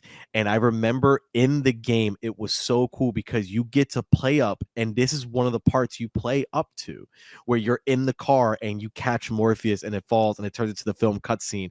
And I was like, oh, we caught up to the freeway scene. Like, it was so cool to have the game allow us to play the other sequences that were happening with Niobe and Ghost and the other ship that weren't shown in the movie, and you could piece together. And I just remember vividly playing this game and catching Morpheus from the car in a cutscene and like, oh, okay, this is how we got here. So that was really cool. Yeah, as we move along here, we're going to talk about the marketing campaign for the Matrix sequels. And the video game you're talking about is Enter the Matrix. And it was definitely a part of the marketing campaign, because if you want to get every single piece of the Matrix, you have to do all these different things. So, yeah, we're going to touch on that for sure. The crews of the Nebuchadnezzar, Vigilant, and Logos help the Keymaker and Neo reach the source. The Logos crew must destroy a power plant, and the Vigilant crew must disable a backup power station to bypass a security system. This is going to allow Neo to enter the source. Haunted by the vision of Trinity's death, he asks her to remain on the Nebuchadnezzar. The Logos is successful, but the Vigilant is destroyed by a Sentinel, unfortunately. Trinity replaces the Vigilant crew and completes their mission. Agent Thompson corners her, and they fight. As Neo, Morpheus, and the Keymaker try to reach the source, the Smiths ambush them. The Keymaker is killed after unlocking the door to the source for Neo. So he's just telling her, like, listen, I have to tell you this, please just don't come get me. He didn't tell her why. But he left it out. Just please just trust me. And, maybe taking a piece from the Oracle, like, if you tell somebody, they're going to do it. Even if I tell you you're probably going to die, it's just a dream, Neo. It's not going to happen. That would have made her fight it even more. It had to just be like, please just trust me. But unfortunately, things didn't work that way. But she had to jump back in because of everything that was happening. So. I do love that when they had that conversation, again, it says a lot about their connection and the love they have for one another, because he simply tells her, he asks her, he goes, if I ask you to do something, can you do it for me? She goes, I promise you that if I can, I will. And he says, just don't go in. And he doesn't give her a reason. And she's like, why? And he's like, just promise me that you won't go in there. And she's like, then I won't. And it was so great, because in another movie with with different writing, you might have someone question that. Trinity is a fighter. She's very strong. Trinity is not afraid to go into the Matrix and battle and fight side by side with Neo and Morpheus. So for her to look Neo in his eyes and see that he did know something, she didn't pry. She was like, okay, then I won't. And that's a testament to the relationship and the trust she has for them. And the only reason she goes in is because she sees that everything is falling apart. Like, the plan is failing. It's not going the way it's supposed to go. They're being ambushed by agents. If they open a door, it's as good as over. And she knows that. And she even says it. Like, she's like, oh, I'm going in. And Lincoln's like, no, you said you weren't going to go. And she's like, I'm not going to sit here and just allow them to die. And again, she goes in there, and all of a sudden, I started getting really nervous, man, because we're seeing essentially the beginning of the movie. Like, we're seeing her go in, we're seeing her go to the building, we're seeing her with the agent. I'm like, oh no. Like, I started to have a full-blown panic attack. And I was like, oh no, please don't tell me this is going to happen. And, lucky for us, we haven't gotten to that moment yet, but I was scared. All right, so we're about to hit another divisive part of the movie, probably. Ergo vis-a-vis. Ergo vis-a-vis. Yeah, we're talking about the architect here. So this guy, good Lord. I'm gonna be very honest with you, man. I'll be very honest. The first time I saw this movie, I saw it in theaters, and the only unfortunate thing about that is I couldn't rewind what the heck this guy was saying. Right. Like I was 18, man. So he's talking. I'm like, okay, wait, what is he saying? Okay, so what's happening? But okay, continue. Yeah. So Neo meets a program called the Architect. Uh, we find out the Architect is the creator of the Matrix. Yep. And he explains that as the One, Neo is himself an intentional part of the design of the Matrix, which is now in its sixth iteration. That's six, folks. Yep. Neo is meant to stop the Matrix's fatal system crash that naturally recurs during the human's free will, leading to a certain number of humans gradually refusing to accept the simulation. As with the 5 previous ones, Neo has a choice: either to reboot the Matrix from the source and pick a handful of survivors to repopulate the soon to be destroyed Zion, as his predecessors all did, Mm-hmm. or go to save the imperiled Trinity, causing the Matrix to crash and killing everyone in it. Everyone, dude. Yeah, Everyone plugged in the Matrix will no longer be. When my mind was melting because he was like, this will be the sixth time we destroy Zion, the yeah, sixth time that we go through this. I remembered, what do you mean? Because again, the first time I saw this, I was like, okay, what's happening? And I definitely bought this on DVD when it came out, and I watched it numerous times. And just getting a grasp for what he's saying, the idea that, you know, the Oracle came up with this idea, like, as long as you provide them a choice, 99.9% of the time they will choose to stay in the Matrix. 99.9% of the time they will choose to be Cypher. They will choose to stay in the Matrix as is. But these humans and their free will, man, it messes everything up. And you have people who refuse the Matrix. And the idea that, like, every so often the system's going to crash and you're here to help us reboot it. That's your job.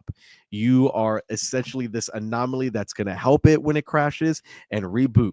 You get to choose 23 people to help you rebuild Zion, and we are going to repeat this cycle. And the creator talks about how, the architect, that, his quest for it to be perfect, like it drives him, he wants to get there, but this is the way it has to be. And the idea that he's given two choices: reboot, pick 23 people, save the people that you can. We're going to start the system over again and you can rebuild Zion. Or for a moment, you can go save the love of your life, because it's merely a moment, because if the system crashes, they all die anyway and lose everything. And what should be what his predecessors did, which is make the choice to save the human civilization, reboot the system with 23 people for Zion and keep the Matrix running, or give up. And up to this point, no one's really make this choice. And I do love the fact that Neo kind of walks to the door for Trinity. And I was like, yeah, man, I get it. Again, at its core, there is a very, very strong love story for Neo and Trinity. And the movie makes it a point to really showcase how strong that love is. And the architect is just kind of like, very smug about this decision. And he was like, hope. And we get this speech about hope and, one of humans' biggest assets and also one of its biggest flaws. And Neo drops this line, and I love it. I think it's so BA. He goes, if I were you, I'd hope we don't meet again. And the architect, smug as he is, goes, we won't. And I'm like, we will, man. We will. yeah. So you find out, like, all this talk about the prophecy and him being the one. Guess what? You exist because of us. Yep. We're doing this so just because it's going to crash eventually because of humans' free will, because Yep. they don't want to be controlled by the Matrix. And so it's going to crash. But the idea of the one will allow us to continue this process ongoing so we can Mm-hmm. continue using the humans for fuel. Now, it's not explained here, but what does that mean? If all the humans die, do the machines quote unquote die as well? Because they need us because we're batteries now, right? Mm-hmm. So it doesn't really explain it too much, but this is the 6th time this has happened. But look, guess what? You'll get to live.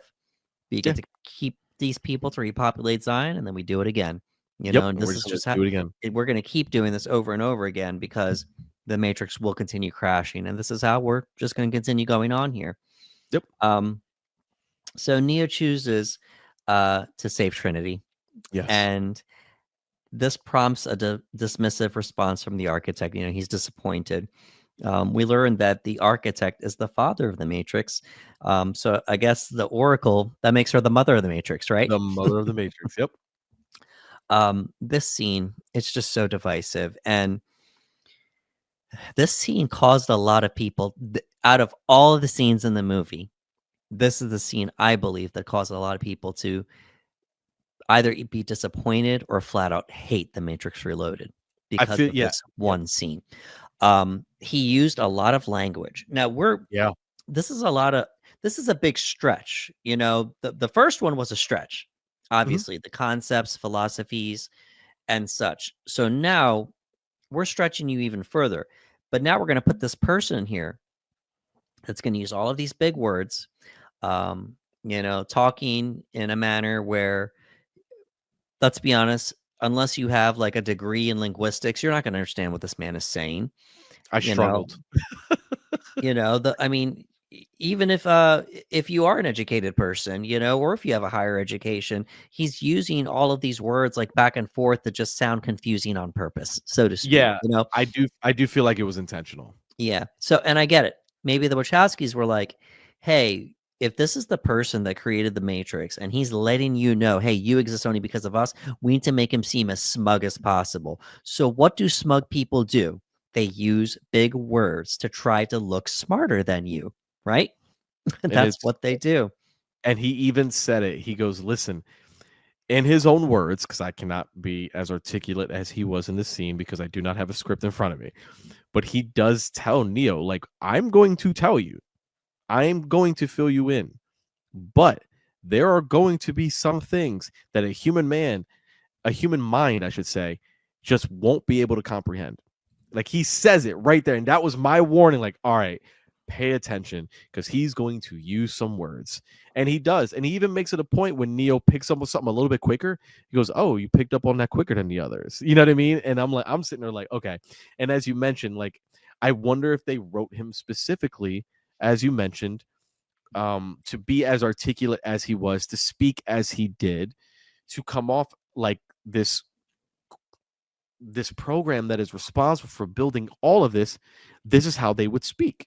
This is how they would talk. It's almost in code, even though it's the English language. It's in a way that I'm having to sit there and kind of having to decipher it like I would a code. Again, when I first saw this, I was 18. Half of it I was missing. I was like, okay. So, all right. So there's been multiple versions of the one. I got that. Rebuild. I got that. What's the vis-a-vis? What does that mean? You know what I mean? Like, there are moments I'm just sitting there, and I do, like you said, I do think it was intentional to write him that way. Something really cool happens during this scene. As Neo is speaking, and we have this grid of televisions all around the room. We see the televisions reacting to Neo's reactions. They're either echoing it or they're shouting out all these different things. It's almost like a multiverse of responses that Neo would probably say. And once again, the movie earns its R rating because there's a lot of F-bombs dropped Oh yeah. during Oh, this yeah. scene from the Neos in all of the screens. And I thought that was the coolest part of the scene in itself. It's like, Neo and the architect are speaking, but he's playing these screens as to say, hey, listen, no matter what you say, I've already calculated all Yep. these different responses of what you're going to say to me. So Yep. I'm letting you know that you think you're in control, but I'm in control even more, Yep. So I thought that was pretty cool. Nah, it's really cool because, like you said, like, the first time I watch it again, I'm like, well, what is that? Are those other versions of him that have gone through this before? He said only 6 times, but then you're seeing these reactions, and there's sometimes Right. where he is reacting the same as one of the screens behind him. Right. there's a particular moment where he says BS, right? You hear him say it, and you hear one of the screens say BS. Those reactions lined up. So I do love the idea that there is a wall of almost endless possibilities of all the routes he's going to take in this conversation, and the architect is well aware of what they're going to be, because like you said, it's all about control. This movie talks about control a lot, and I do like that it kind of gives you a visual for that definition of like what it is to control. And he's like, there's nothing you can say here that I haven't already planned on hearing. Like, there's nothing you can say to me that I'm not prepared for. And like so many times before, whenever the Wachowskis introduce a new character, you want to know more about the character.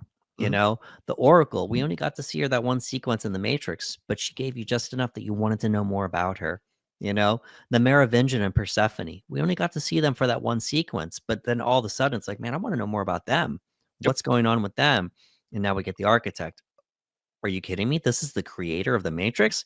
Nope. I want to know this thing's backstory too. You know, what's going on there? So once again, the Wachowskis come through as far as that goes. So I will say this, like you, Ricardo, at the time, I didn't understand what was happening here. You know, I the didn't. only thing I got was that this is the sixth time it's Yep. happened. That was all I Everything grasped. else, it was like, all right, I guess I'll just have to wait till it comes out on home release so I can watch it and listen to it again, you know? Um, but just like I said just now and back then, I like the grid with the all the Neos was pretty cool. I Yeah. enjoyed that.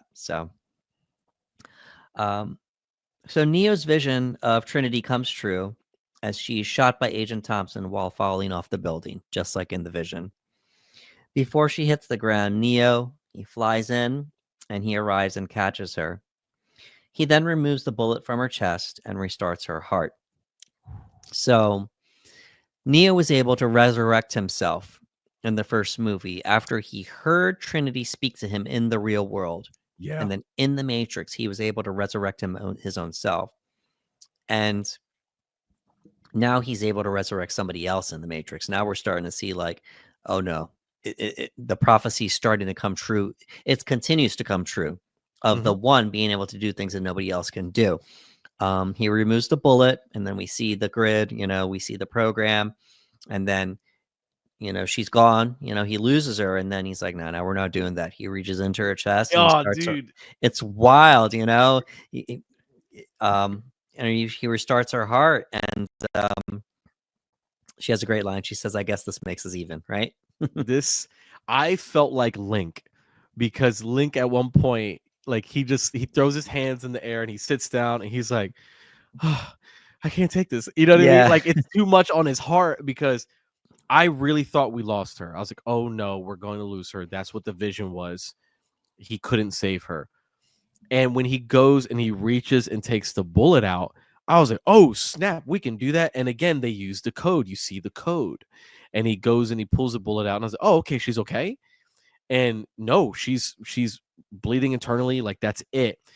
And she passes away. And I was like, well, what? And when he's like legitimately very much like, no, we're not letting this happen. And he reaches into her chest, man, and starts her heart. I was like, okay, like Neo, like, I know we've said it, Neo's the one, but like, no, for real, Neo is the one. Like, we have never seen this. Everyone within the movie has never seen this. Neo continues to do things that people believe are impossible. He continues to do things that are bigger than the last thing. So at this point, as you mentioned, he was able to resurrect himself in the Matrix, but the idea that he was able to resurrect someone who other than himself within the Matrix and keeping them alive in the real world, I was like, good Lord, man, this dude is held by no rules or boundaries. So they return to the real world where the Sentinels attack them. The Nebuchadnezzar is destroyed, but the crew does escape. As the Sentinels catch up to them, Neo realizes that he is able to sense the machines in the real world now and telepathically destroys them, but falls into a coma from the effort. So, this is the first time we are seeing Neo have abilities in the real world. So Yep. now it's no longer within the Matrix. Well, we saw things happen kind of in the Matrix in the real world where he Mhm. was able to resurrect himself within the Matrix and such, and then do this thing with Trinity. But now it's like, oh no, I have powers essentially in the real world. And he holds up his hand and he shuts down the Sentinels in the real world. Yeah. Um,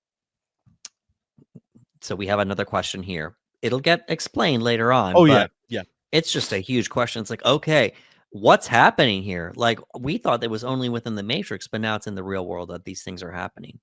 It was absolutely insane to see it so quickly after watching him pull a miracle with Trinity. So you're like, oh wow, that's got to be the extent of his abilities. That was incredible. And when he takes that moment to pause, he's like, we have to go. It's a bomb. They're gonna throw a bomb. We have to get out of here. And they go and they lose the ship. And it's a very sad moment for Morpheus.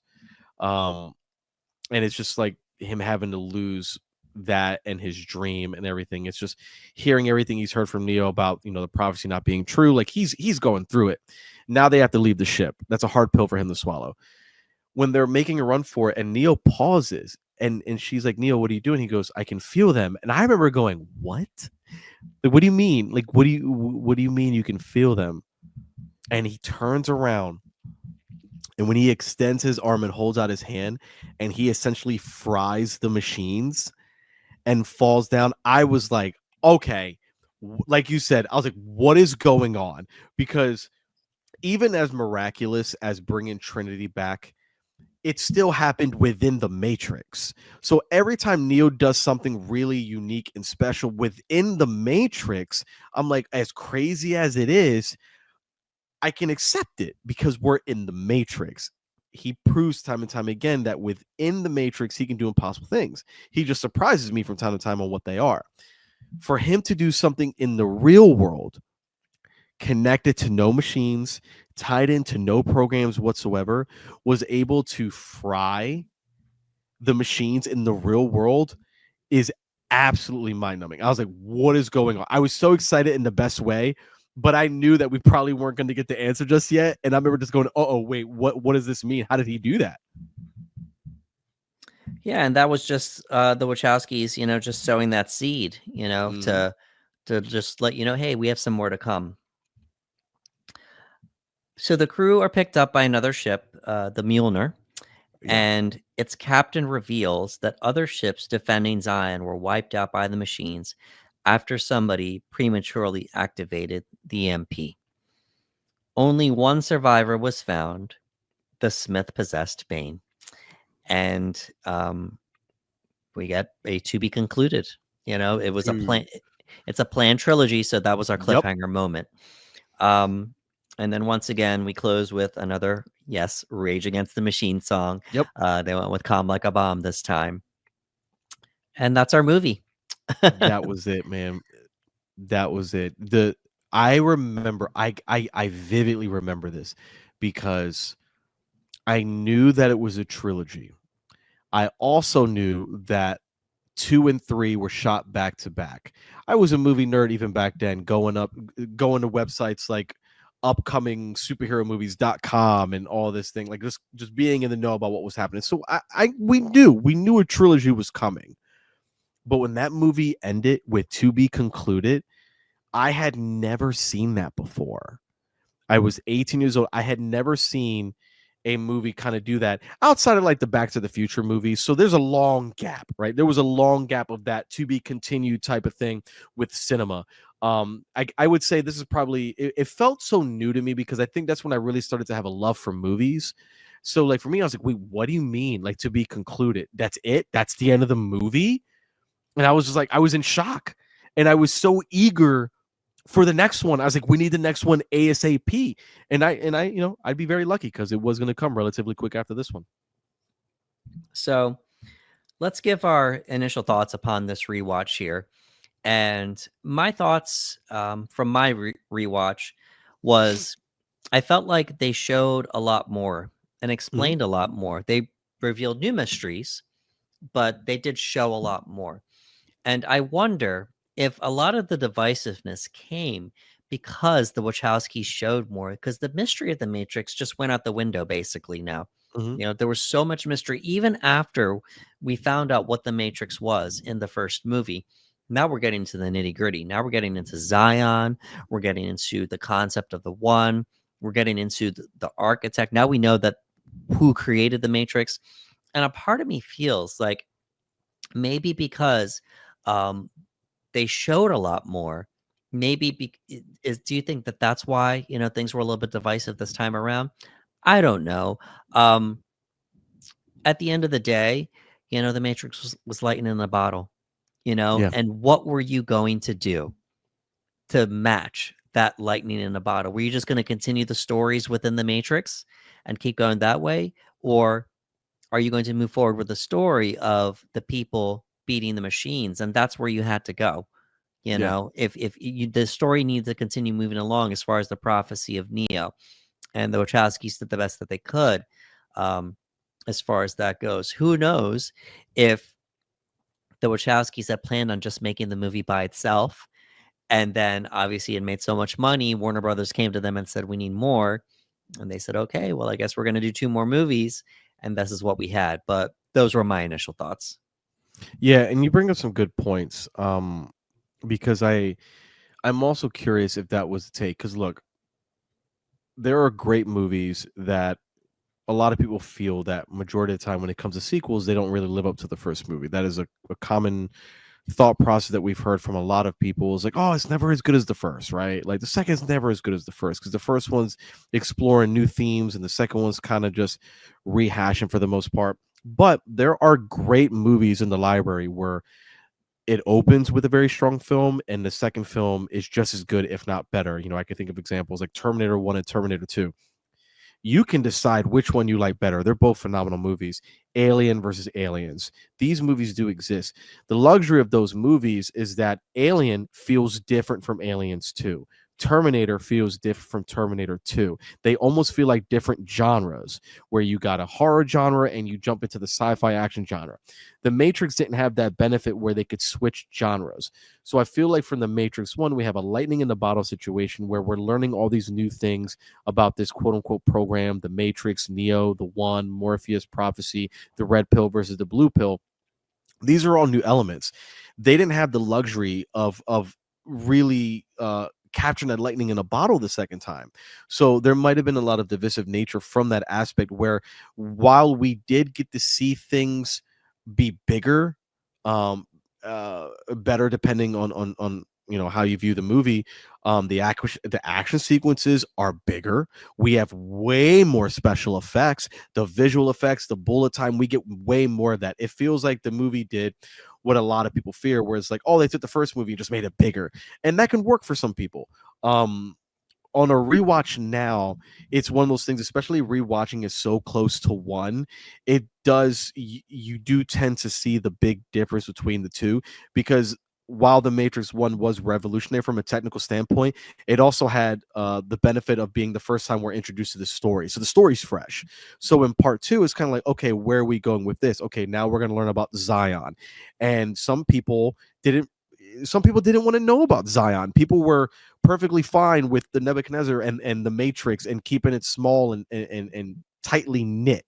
The second movie starts to explore the world and it gets bigger and it gets more extravagant. And I think that for some people, they might have felt it lost what made the first one so special. I do think there's a lot to enjoy in the Matrix Reloaded. Having watched it again now, for the first time in a long time, watching it next to one of the key aspects that you brought up, which I think is a very good point, is the idea that the Wachowskis introduced new characters that I wanted to know more about. There are numerous characters in this movie that they introduced that I wanted to know more about. Having seen the movie numerous times, I now am looking forward to Revolutions to see these characters again. And I think that's something the Wachowskis did that was awesome in this movie. Again, bigger fight sequences, more special effects. We get a Neo that proves to be even more powerful than we ever could have possibly imagined. Now we're introducing new elements of what he can do in the Matrix versus what he could do in the real world. So that is a new element, but we get it at the very tail end of the movie just to hook us for the third. So I do think that there is valid reasons why people didn't look too fondly upon this movie. When I was 18 and watched it, I was blown away. I was like, dude, has everything I want. What are you guys talking about?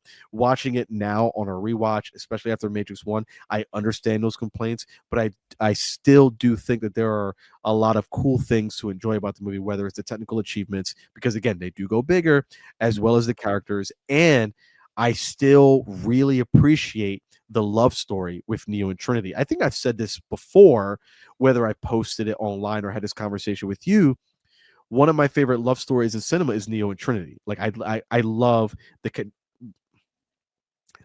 connection of Neo and Trinity, and this movie really focused on that, and I like that aspect of it. We're introduced to it in Matrix 1, but in Matrix 2 we get to really start to explore that. So again, I do understand the grievances that people have with the movie.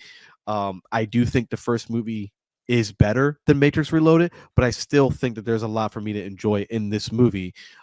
If you just kind of sit there and allow yourself to be taken on the ride. I too was blown away because it was so exciting. In Yeah, 1999, we'd never seen anything like The Matrix before, and we're only looking at 4 years later. yeah, As far as a sequel coming, some people feel like it could have happened sooner, but with all the effects and the marketing that we're going to get into here in a little bit, it took time before this happened. But for me, I was just so I was in the moment, yeah, and uh, for me, I couldn't get past anything. I was just like, you know what, guys, you can hate it if you want to hate it. I really enjoyed it. yeah, But as I get older, and I became more of a cinephile, I can see yep. why it's divisive. It's not a perfect movie, not by any means. No, You no. know, but it's a lot of suspension of disbelief, and a lot of just seeing like, all right, maybe the Wachowskis are almost like, we know what this is now. We know Yes. what this is, and we're going to give you more of it. So, um, we have the budget in the box office here. It was a success. Um, it was made for anywhere between 127 and 150 million 150 million dollars, Okay. and The Matrix Reloaded went on to make 748.1 million. Ooh, that's good So money. big jump. It is the Yeah. highest grossing film in the franchise. And at the time in 2003, The Matrix Reloaded became the highest grossing rated R movie of all time Dude, yeah. worldwide, because rated R, that just didn't happen at the time. That's wow, for Yeah. 2003, that's a Oh, yeah. lot of money, man. Like, there are movies today that, struggle to make that type of return. For 2003, that's huge. Yeah. It would go on to be beaten by Deadpool in 2016. So Deadpool ended up making 782 million, and Deadpool held that mark until Deadpool 2 beat it with 785 million, and then Deadpool 2 held that mark until Joker in 2019 with over a billion, 1.07 billion, and once again Deadpool came around again. Deadpool again, baby. Yeah, Deadpool and Wolverine, as of this recording, it's late 2024, 1.3 billion and still counting. So, Yep. there's some movie trivia for you guys. Deadpool is 3 of the top 5 highest grossing rated R movies of all time worldwide. So, Yup. yeah. So, but at the time, The Matrix did the unthinkable. Yeah. Highest grossing rated R movie um, worldwide. So, uh, the original Matrix did have some Oscar nominations and wins. Unfortunately, The Matrix Reloaded did not. I'm assuming that maybe some technical achievements could have been made, but once Yeah. again, when critical acclaim doesn't go a movie's way, the Yeah. awards, they that's what happens. A Yep. lot of times that's what happens with whether the Golden Globes, the Oscars and such. They tend to not focus on the movies that don't get critical acclaim. It's what happens, Yeah. unfortunately. Alrighty. Let's take a look at some trivia here. So, the fight sequence of Neo versus Smith and his clones, also known as the Burly Brawl, it took 27 days to shoot. Bro, I believe it. I Yeah, believe that. yeah. Well, we talked about it, but it doesn't look like it happened in one day. So, No, yeah, the amount of moving pieces, because like you said, it's very easy for people to say, oh, they probably just had visual effects. Like, no, there was a lot of other actors in that sequence, whether they were, you know, using great blocking to hide their faces. I know that they did, use VFX to impose Hugo's face on some of them. There were some that looked like him. There were some that were put in a mask that looked like Hugo Weaving. Like, there was a lot of different moving parts of this, man. And again, that fight is very, very, very long. So 27 days. I absolutely believe that. There was a 1.4-mile, 3-lane loop highway built specifically for the chase scene Yes. on a Yes. decommissioned Alameda Point Navy base. It was destroyed when filming was complete. I looked this up. It would have been too expensive to shut down Oh, yeah. a real, street or road and then have to have the cars reset every single time. So they built something specifically for it. It paid off because we Oh, talked yeah. about it before. The chase sequence was one of the best, if not the best scene in the entire movie, Yep. action wise. When Morpheus's ship, the Nebuchadnezzar, is destroyed, the line, "I had a dream, but now the dream is gone from me," is an allusion to the book of Daniel. So the Wachowskis continue to lean into biblical imagery here, where King Nebuchadnezzar had a dream of the golden image that Daniel interprets for him. In this context, Morpheus is the prophet who guides the ship Nebuchadnezzar. It is of interest to note that Morpheus is the name of the Greek god of dreams, the one who morphs dreams. Coupled with information from Enter the Matrix, which we will talk about in a second, the video game, it's possible that Morpheus's real name is Daniel. So that's pretty Yeah. cool. Yeah. The original plan for releasing Matrix Reloaded and The Matrix Revolutions was to release them several weeks apart. So within the Yeah. same month, probably, not 6 months apart. So Hmm. what they did from the release of The Matrix to the release of The Matrix Reloaded, they recorded everything that they wanted to record. Yep. They recorded Matrix Reloaded. They recorded the Matrix Revolutions. They recorded all of the live action sequences of the Enter the Matrix video Yep. game because the video game company was in charge of the video game portions, but the live action, it's like if you go on YouTube, I think it's an extra hour of footage Oh, with yeah. live action actors that was done. The Animatrix was made as well, so Yep. that took time as well. All these things were released at around the same time of the Matrix Reloaded being released. There was a Matrix comic book as Yes. well. So when Matrix Reloaded came out, you had all these different ways to consume the Matrix universe so you can get the full story. It was a great marketing campaign. I hope that people made money because there was Oh, yeah, so dude. much going on. And you know what? I did a lot of it too. I went and got the album. I got Yep. the Animatrix came out like maybe a month later. I bought the video game, so it was so cool because you wanted to get the full story. Absolutely. The video game was so cool, and I remember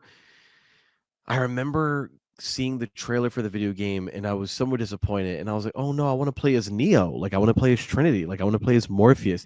And then when you found out what the game was, and I remember reading, going, "Wait, wait, wait, wait. So this is happening simultaneously at the same time as the movie with these other characters, and I'm going to get to see what's happening with these characters and whatnot." That's awesome. Like, that was absolutely awesome. And then the Animatrix, I was so excited. My friend got it. We sat down, we watched all of it together. It was so awesome watching all that. And I just love that marketing where it was kind of just like, look, there are many different ways that you can see the entirety of what the Matrix is, of this world that we've built for you in different avenues: comic book, video game, animation, live action films. Like, that is such a great marketing thing.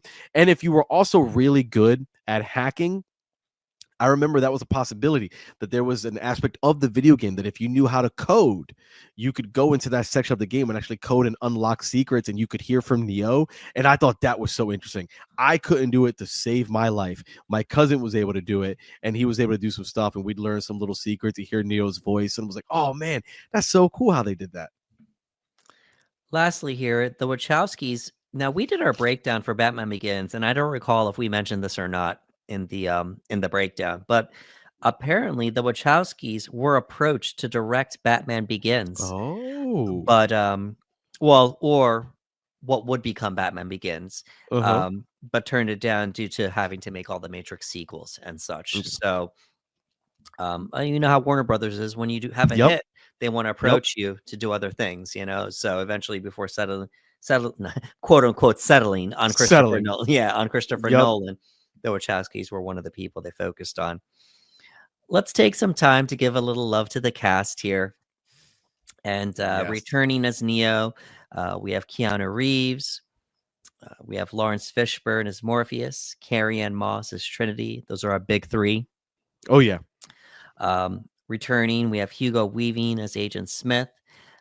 We have Jada Pinkett Smith as Niobe.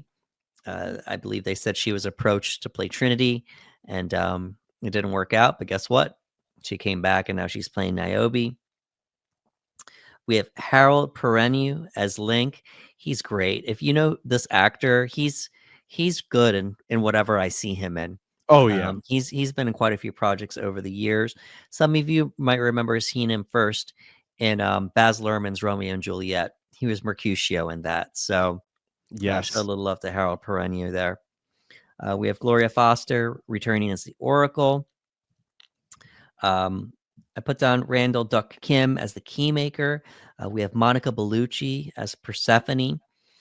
The Wachowski saw her in Melina, a foreign language movie, which was nominated for several Oscars. She wasn't nominated for any acting Oscars, but they saw her and then they liked her so much that they casted her.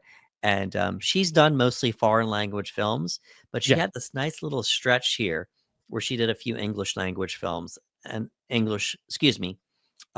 not necessarily English language films, but films more marketed that we would know her face. You know, she Yeah. did Matrix Reloaded. Of course, she was in The Passion of the Christ, Mm-hmm. and then she was in Shoot 'Em Up. Another Shoot 'em act, up with yeah, Clive Owen, man, and yeah. Paul Giamatti. What a So, movie. so Monica Bellucci. If you watch movies, you'll know who she is. You know, Yeah. she's just got that presence about her. We have Lambert Wilson as the Merovingian. I'm going to try not to butcher his name here. Helmut Bakaitis as the architect. And Colin Chow as Seraph. And I'm going to leave off with this here. Michelle Yao was offered the part of Seraph, but she Oh, turned it down to scheduling conflicts. Doesn't that stink? it's one of those.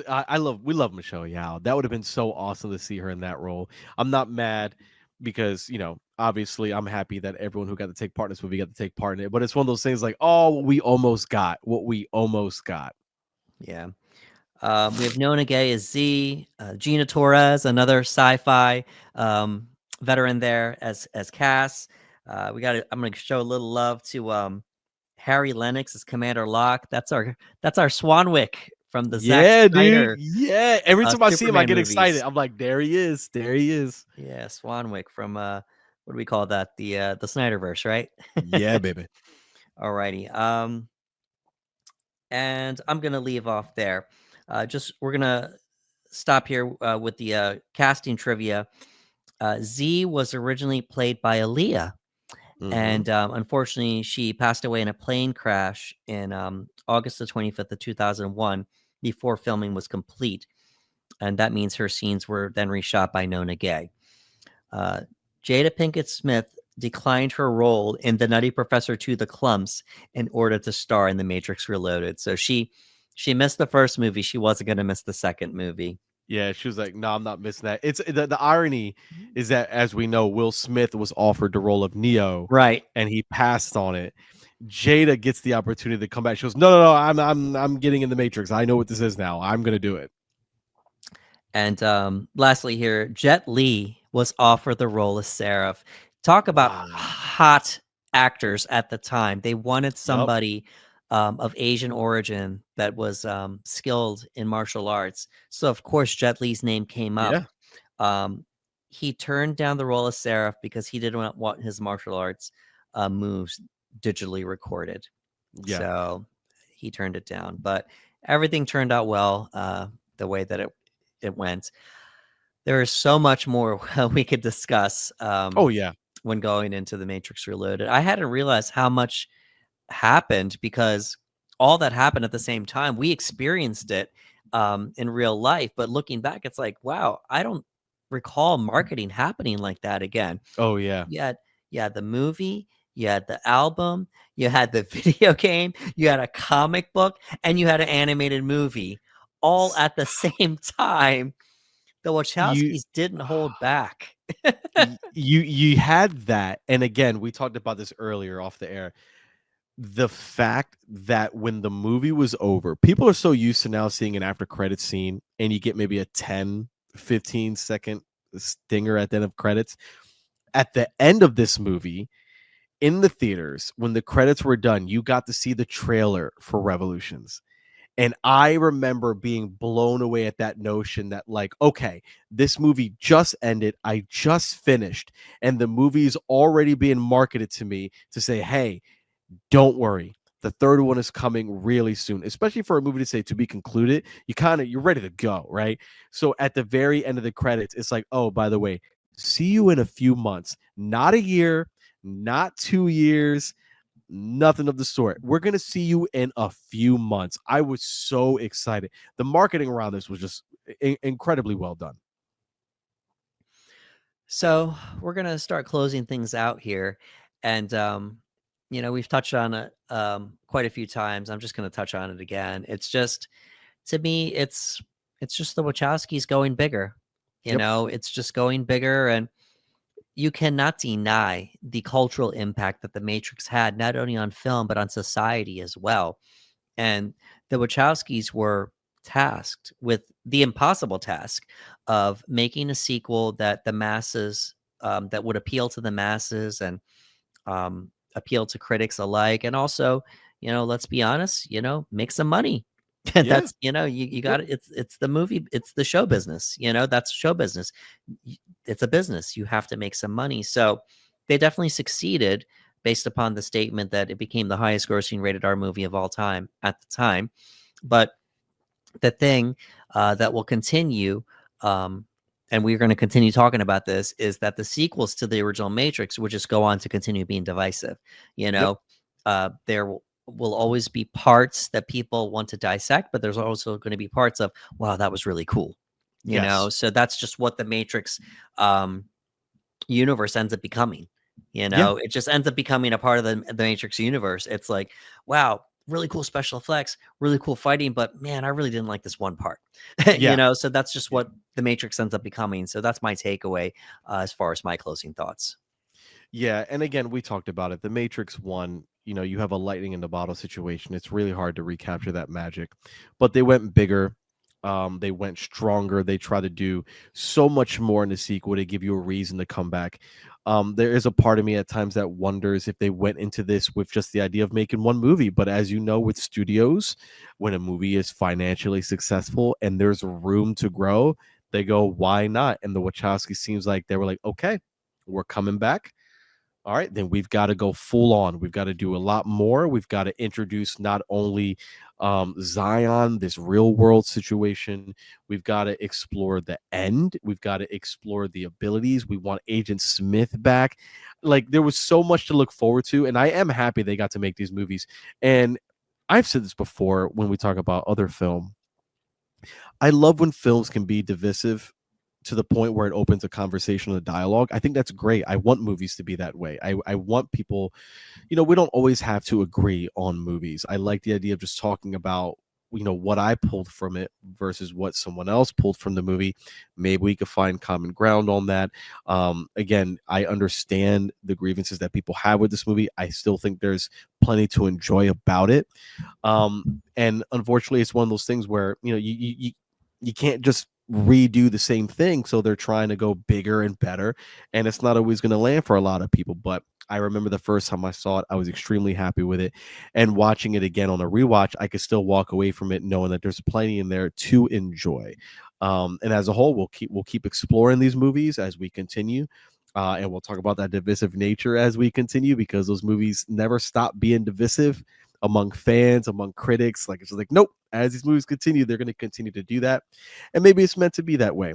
maybe it's the red pill versus the blue pill mentality. The idea of like, not everyone's gonna enjoy this aspect of it, but I always appreciate the fact that the Wachowskis just went all in, if that makes any sense. The way they introduce elements of the real world into these films that I can relate to and go, oh wow, like I understand that, and they put that into these films with programs and learning things about technology that I never knew before, that I started to explore because of these movies. So at the end of the day, the Matrix movies are what they are. I enjoy them for what they are, and I look forward to talking about the rest down the line. Yeah, for me at the time, it was a lot of recency bias. Like Yeah. there were so many things I didn't understand, I didn't get about the Matrix Reloaded, but I was so excited that the Matrix returned, and I Yes. was consuming all those other things, the music, the video game. I actually I did get a chance to take a look at the comic book, Yeah. the Animatrix, that was wild. That was awesome, dude. That anthology just explaining things even further. As a gamer, and we've talked about this, when you play a video game, you're just so entrenched in it. And that's why up until recently, it was so hard to make a video game live action project because you're not emotionally attached to it as much as when you were playing the video game. So it's hard to translate that to a live action project. But lately, the curse of the video game has been getting broken. So what the Wachowskis did was, hey, we're not going to do that to you. We're actually going to let you play video games set in this universe Yep. already that's already been made for you. And they kinda cheated, they spliced live action movie Yeah, dude. Yes, within the they did. video game, so you're playing just so you can see more Yep. of what, the universe was offering you. So, um, I went through a time, where I just started, like, being down on the Matrix sequels. I was like, "You know what? You know what? You guys are right." Like, Yeah. You like, I yeah. I can't take this, because I allowed looking back at the parts that I was disappointed in and let that dictate how I felt about the franchise as a whole, to the Okay. point that I was anti The Matrix altogether. I just Oh shifted no. completely. I was just like, "You know what? They stole from all these people, and Yeah, yeah, it's yeah. an unre," and it's like, "No, no, Anderson, let's calm down. Let's go back." You're growing as a film watcher, but that doesn't mean you have to throw everything in the trash can. So Yeah. Yeah. That part. yeah, exactly. So, I'm back again, obviously. Yes. Yeah, the Matrix, just the first one, it's once again, it's an Oh, original first one. movie. It's not just original, it's just it changed film, it changed culture. It's a part of history. We discussed that. And now Yep. the sequels, you're getting sequels in this original universe. Yeah.